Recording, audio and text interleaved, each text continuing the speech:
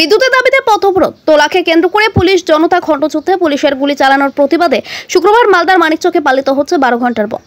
বন্ধ ডেকেছে বাম শ্রমিক সংগঠন সিটুর ডাকে স্বতঃস্ফূর্তভাবে বন্ধ পালিত হচ্ছে গোটা মানিকচক ব্লকে।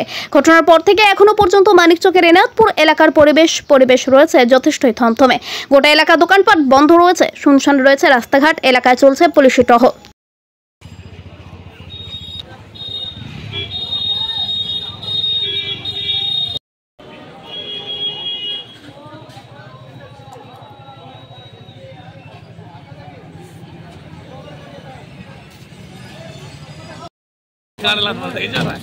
हाँ देख जाओ वो तो खाने दिखमन दुबार सब